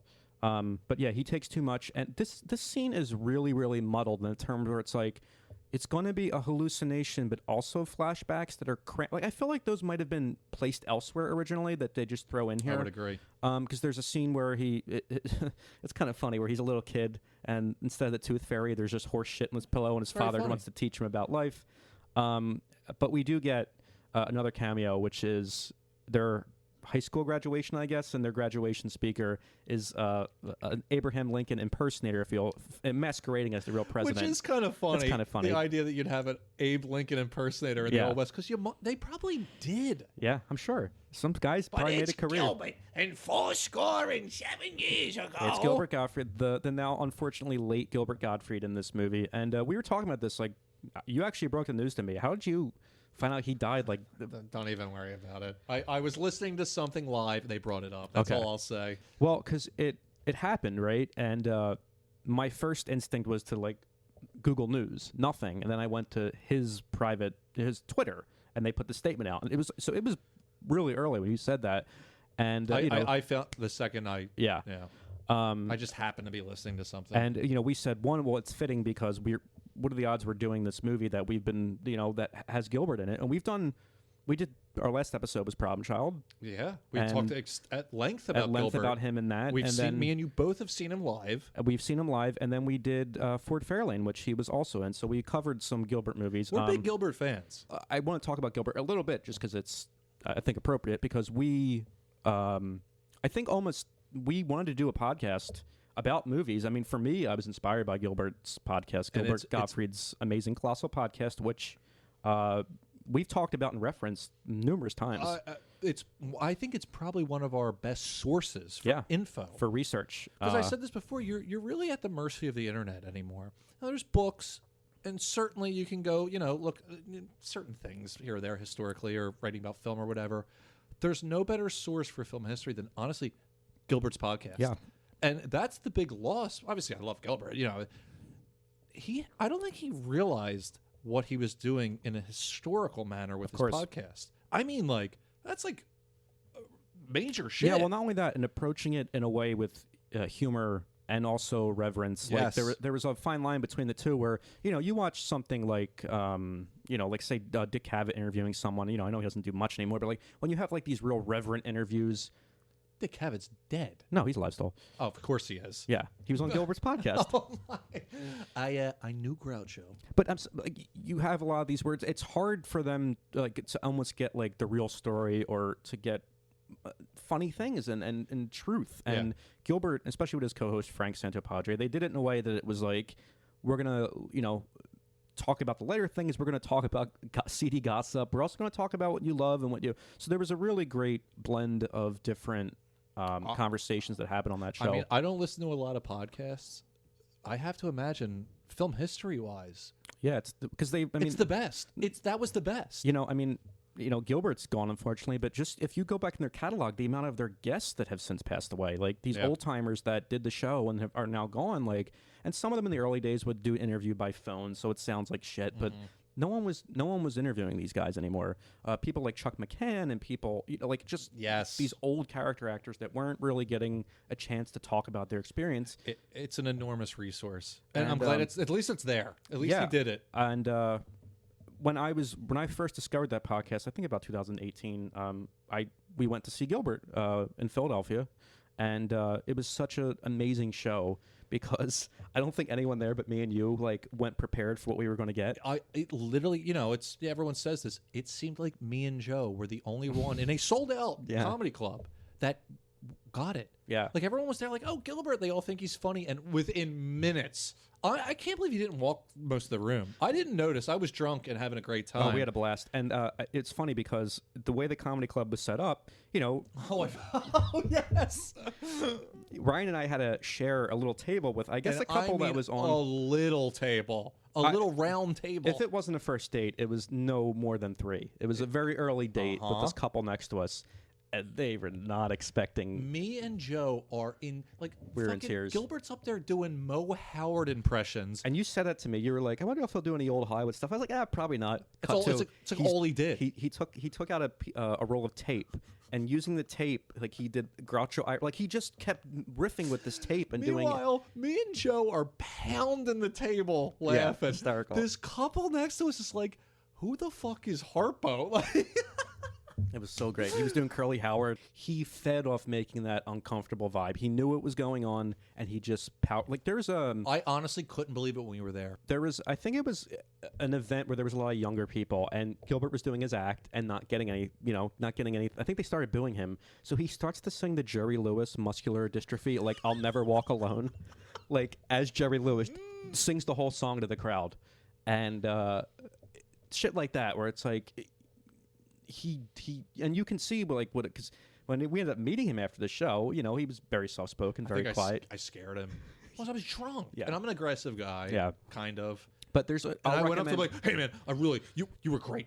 The Problem Child movies. Oh yeah, you're like a little He Problem was Child movie. terrified of me. I'm People telling you. say that to him all the time. All the time. Yeah. And dude, Well, I gotta say, he is up to my nipples probably. Or he's a short guy. He was. Yeah, but he a was great, short guy. a really nice guy. Yeah, there's a great documentary out called Gilbert. It's all about who he was as a person, not a performer. So you will probably, if you watch that, you'll get to see just kind of what a soft-spoken guy he was. But we always enjoyed his comedy. That podcast alone was such a great resource for us. I think I would put that. I would put the whole archive in the Library of Congress. Yeah, I'm not even joking. Like it's that important. Like he did something extremely important. Yeah, and handled it in a very, very funny yet reverent way. So yeah, he's not like some historian or an archivist or something.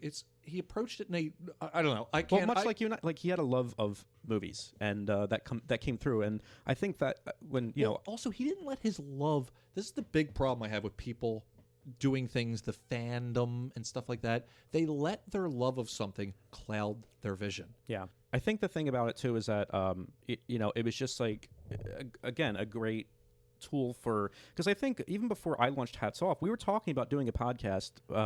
It just happened to work out in a way that the channel was beneficial for this podcast. Oh yeah, we were definitely talking about that. Yeah, like a year before you started. For me, that was Gilbert's podcast was a big influence in the terms that like you can just get on a mic and like talk about loving movies, and if you have the right people with you, it can be entertaining. So. I encourage all of you. I mean, there's 8 years at this point, I think, of back catalog. So go check them out because Gilbert is probably his family will still get revenue from any of those sources. So, but Joe's right. Huge influence on what we're doing here. Yeah, so huge, and it's a great cameo. It's just funny that he comes out as President Lincoln. As Abe Lincoln. Yeah, as the shortest guy, and it's so funny, very funny. And then of course the other one goes, I don't think that's Abe Lincoln. 47 years ago, I was broke, just like you. But now I'm the president, and I'm so fucking rich, I can have all the licorice I want. It's a really funny beat in this otherwise like really strange sequence, because then he starts to like hallucinate, and the mustache song comes back with a sheep singing it, and then there's like weird what art style is that? Where like the Dolly. sheep Dolly, like really long leg. I think it's sheep. the Temptation of Saint Anthony. And then like I'm smart. Did you have a little dwarf cowboy show up at some point? Did you catch that? Oh yeah, because he knocks over. I guess they were supposed to be ponies.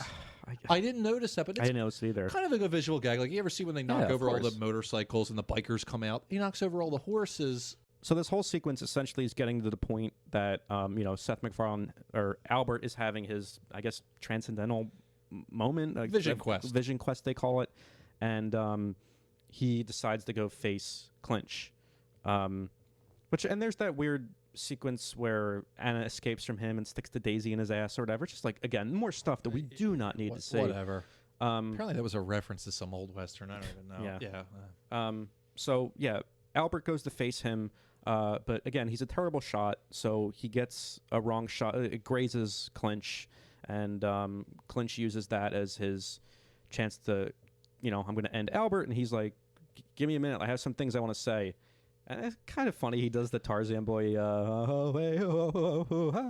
But he's essentially stalling for time because the bullet was laced with venom that the Native Americans, procured for rattlesnake venom. And it is kind of funny when, like, because he starts to dip, like Liam Neeson's about to kill him. Yeah. And then he goes on, like, I'm going to explain it to you. And he's explaining the whole thing, and then, the stupid Ruth and fucking, what's his name? Edward. Greg? Edward? Whatever. Generic American man name. Yeah, dumb cuck. Anywho, they're like, he's dead. And he's like, oh, he didn't hear all that Yeah. smart stuff I said. He's Did like, he get to hear the explanation? No. no. But Yeah. he's that, and it's kind of, it's, I think anticlimactic shit is very funny. And the fact that, like, That's smug. he don't even get a last word. Like, Yeah. you look, he's just dead. And it's Liam Neeson, and he's just laying there dead. Yeah. It's great. I thought that was really funny. It's a great. Not only that, and this was a Family Guy joke, and it was a very funny one. It was when Peter would be sitting in the movie theater, and he'd be like, you know, he's watching A Few Good Men. It's like, well, it's going to take a few good men to get this done. He's like, they said the title! Yeah. And there's one point he's like, you know, there's a million ways to die in the West. I almost started applause. I was like, you said the title!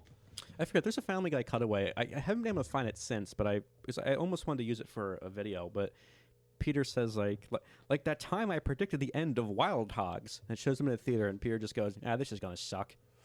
That was the joke. But I'm a movie guy, so I do kind of like how the guy outsmarts the villain. You know, it ties the theme in. I liked that ending. The ending is dumb though, where like he just gets more sheep. Well, they decide to stay together, and They're going to stay together. Well, he got the reward, and he gets the reward money for taking down. and Clinch. he just bought a ton of sheep. Yeah, and so our last shot is a shit ton of CGI sheep as we pan out, and The end, and then we get the little cameo. Django appears, Jamie Foxx. Well, you know, we're just. I don't think we. Is it supposed to? Yeah, I know. It's Django. Different studios, you can't. But he comes out. What's he do? He just kills the guy, right? Yeah, the guy who has the runaway slave machine. He shoots him. Great. Can I? So I did. This is off topic somewhat. I did watch Django in preparation. We talking about Corbucci or Tarantino? Tarantino's Okay. Django Unchained. They're about to leave. When he shoots DiCaprio, he's like, "You have to shake my hand." Like he really jeopardizes all of their lives. Well, I'll say this: that's the huge debate, and I'll defend the decision in the sense that he made a bad choice. Like characters in movies can make bad choices, especially in these spaghetti westerns type things. They don't make the best. The only problem with that is that Christoph Waltz's character, which is King Schultz, I think, he's been very pragmatic and smart up until this point, and they're just right there. But they're almost out the door. emotions are getting to him. The white cake, the music, Yeah. the remembering D'Artagnan getting ripped apart by dogs. I don't know. I'm a bit of a Tarantino defender. No, I mean, it was. I think he's a thief. Well, but I think that's okay. I think he admits it. Dude, you look at Hateful Eight, especially Great Silence and Day of the Outlaw. Yeah, the snowy westerns. Yeah, but dude, like scenes are almost not. They're not. Scenes are lifted wholesale and totally rewritten. Don't get me wrong. We're we're going to get into all this shit on our Patreon show. Oh my god, yeah, we should just cut this off so you guys yeah, sign you don't up get for anything. Patreon. But yeah, A Million Ways to Die in the West. We'll wrap it up at that. I'm going to recommend it. Strangely enough, it was semi-ambitious. And guess what? What have you seen like this recently? Well, I was just going to say I will recommend it in the sense that it's an original concept. It's not an IP. It's an original comedy. Yeah. It really it comes so close to getting where it should be, but it's a lot of missed opportunity, a lot of fluff and just stuff that doesn't belong in this movie, where it could have been a really great something like The Kid Brother. It could have had really great emotional stakes and also been really biting, funny movie. I think Family Guy was such a joke machine. Joke. That I think he probably was like, I'm going to show them that I can do more than that. And it's like, in this instance, you should have just done joke. Because all that other stuff is worthless. Yeah, I mean, because Blazing Saddles at its core, it does have there's a friendship between. I was going to ask you, but there's really not. That's not a plot. No, it's not enough. There's no romantic overarching subplot. Nothing's really going on though. It's just jokes. Headley jokes. Lamar has something he's doing. Yeah, I kind of the forget. railroad's coming through town, but even they have fun with it, And I think that with this, it's like we were saying. Either they should have done joke, or take the essence of these westerns and just put Seth MacFarlane as your fish out of water in this world. Yeah, just do that. Yeah, almost play it straight. Yeah, missed opportunity with it. But like you said, I guess I will recommend it. Maybe read the novelization in an afternoon if you can find it. It's funny. You could, like I said, it will take you less time to probably read. I'm looking at it. Yeah, I mean, It's about the size of a DVD. I will almost. say this: better than Ted. I think it's more enjoyable than Ted. Yeah, I didn't hate Ted. Let me put it this way: I remember nothing about it. And not only that, it was kind of a stoner movie, and I don't like stoner movies, dude. They're not it. They're boring. Yeah. I think that. I mean, Ted feels way You more. ever smoke weed? No, I've never. I've had Okay, whatever. It's I've not drank that. in Native Guess American what? water. It's not that exciting. Yeah. I wouldn't make a fucking 90-minute movie about it. It's not that interesting. Quite frankly, it's very dull and boring. Weed smokers. It's boring. I remember seeing. I think the last time I tried to watch Ted in preparation for this, but there's that great. I forget what child actor was on the Carson show that they superimposed Ted over to make it look like he. Kind of funny. He walks around the desk and Johnny's looking out. Oh, who was that? Yeah. It's probably Webster, the kid that played Webster. I think was on. You think? I don't know. But Emmanuel Lewis. And it's just like I remember watching it in the theater and being like, "How the fuck did they do that?" And then it's like, "Oh, of course they had the footage." Yeah. And they did that bit that went on way too long in Family Guy with Stewie Griffin dancing with I forget the name. Was it Gene Kelly? Probably Fred Astaire, If- right? well, Oh no, it was Gene Kelly. You know Wasn't what I it? mean? It's like it's in actuality a mouse. I don't know. We're getting way off. We almost. I wish he would. I wish Seth MacFarlane would really challenge himself. I couldn't agree Because more. I think he could nail it. I really think I he do could. too. But You know, I mean, acquired taste, but I think he showed enough potential that he could do something better. And, you know, he's just a congillionaire that can, you know, do what he wants. He really should try to do some, I would love to see, like, weird, more old Hollywood shit from him. Like, do it up. Like, well, he has said something. He was like, you know, you take Book of Mormon, and he's like, I wouldn't want to do something as edgy as that. I think his quote was just like, he's like, Oklahoma. He's like, make Oklahoma. He's like, can anyone do that? Like, yeah, go for it, dude. Yeah. Like, do it. Yeah. Do it. Like, I go for it. But, you know, whatever. So, hey, we're going to keep talking on Patreon, aren't we? We're going to keep this mix rolling. We have a lot of Westerns to get to. We're going to talk about Sergio Leone. We're going to talk about spaghetti Westerns in general, maybe how some of those came to be. You guys are going to have a lot of stuff on Patreon. Not only that, I think I wouldn't mind making this a episode type thing. We're giving away some stuff to our Patreon listeners. That's right. So hop on if you're really, you know. And not only that, we're giving away some good movies. Man, My Name is Nobody's awesome. Yeah. So again, if you are interested in hearing more, you can sign up for Patreon for $5. You're going to be entered to potentially win some of those Blu-rays, and it's just you'll get a great back catalog. You'll get to hear us keep going on about Westerns that are done much better. So stay tuned for that. I think I'm looking forward to that. And then next time we're going to come back with Mel Brooks movies. So I'm looking forward to that as well. So those of you who support us on Patreon at patreon.com/almostcultclassics, we'll see you over there for our second part. We're going to talk about more Westerns and spaghetti Westerns. Thanks for listening.